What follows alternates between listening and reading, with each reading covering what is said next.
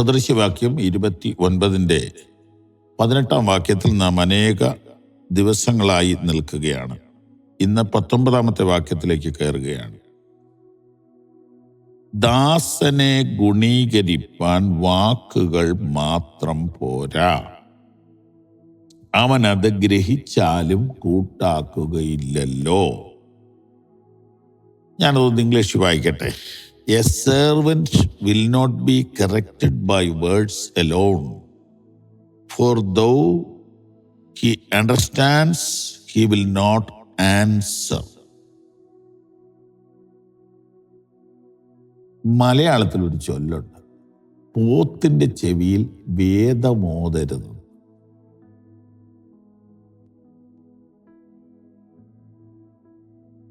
കുറച്ചുകൂടെ നാടൻ ഉദാഹരണമുണ്ട്. തെങ്ങേ കയറാൻ ഉപയോഗിക്കുന്ന ഒരു കയറുണ്ട്, അതുകൊണ്ട് കമുകയിൽ കയറാൻ പറ്റില്ല.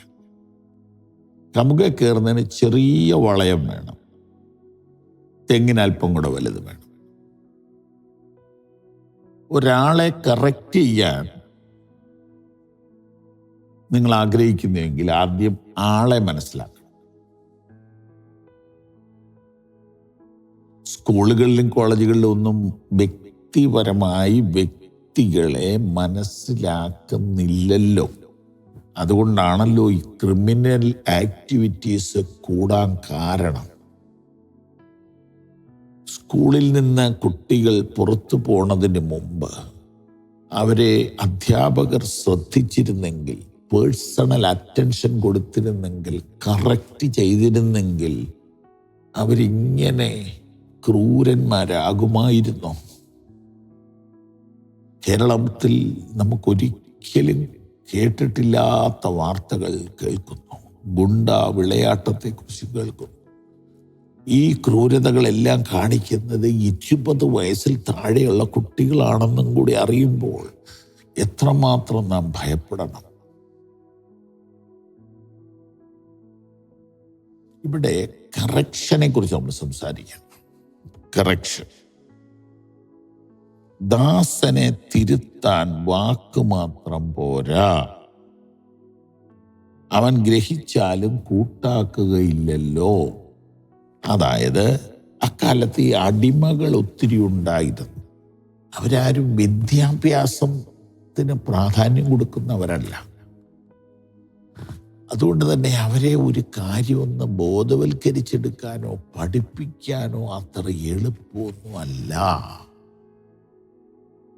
അതാണ് ഇവിടെ സൂചിപ്പിക്കുന്നത്. ദാസനെ കറക്റ്റ് ചെയ്ത് നന്നാക്കിയെടുക്കാൻ ഉപദേശം മാത്രം പോരാ. ഞാൻ എൻ്റെ കുഞ്ഞുങ്ങളെ അധികം ബാലശിക്ഷ എന്ന പേരിൽ ചൂരൽ പ്രയോഗം നടത്തിയിട്ടില്ല. എന്നാൽ ഞങ്ങൾ കുടുംബ പ്രാർത്ഥനയ്ക്കും മറ്റും കൂടുമ്പോൾ അവർക്ക് വേണ്ടതായ ദൈവവചനവും സാമൂഹ്യജ്ഞാനവും അടങ്ങിയ ചിന്തകൾ പങ്കുവയ്ക്കും. ജീവിതം കൊണ്ട് അവരെ അത് പഠിപ്പിക്കും. അങ്ങനെ വന്നപ്പോൾ അവരെ തല്ലേണ്ടതായിട്ട് വന്നില്ല. എന്നാൽ ചിലതിനെ ഉപദേശം കൊണ്ട് നന്നാക്കാൻ പറ്റില്ല, വട്ടി കൊണ്ടേ പറ്റൂ.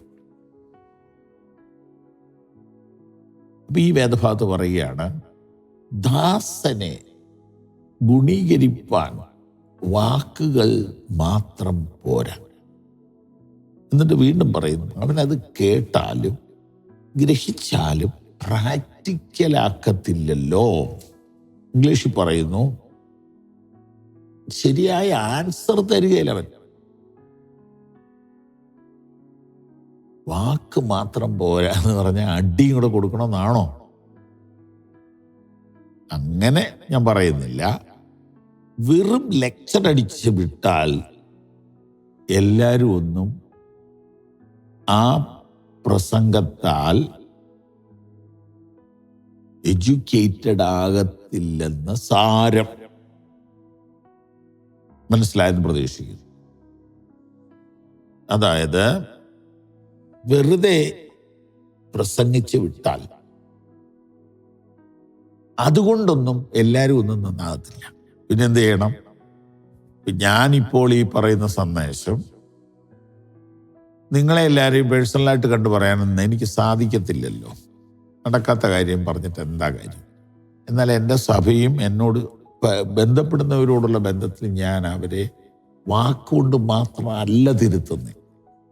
എൻ്റെ ജീവിതം കൊണ്ട് അവർ തിരുത്തപ്പെടുന്നു, എൻ്റെ സ്നേഹം കൊണ്ട് അവർ തിരുത്തപ്പെടുന്നു, എൻ്റെ കൗൺസിലിംഗ് കൊണ്ടും അവർ തിരുത്തപ്പെടുന്നു. ചില സമയത്ത് ചില ദേഷ്യപ്പെട്ട് പറയുമ്പോൾ അവർ തിരുത്തപ്പെടും. അപ്പോൾ മറ്റുള്ളവരെ തിരുത്താനും കറക്റ്റ് ചെയ്യാനും ആഗ്രഹിക്കുന്നെങ്കിൽ വെറും ലെക്ചർ മാത്രം പോരാ.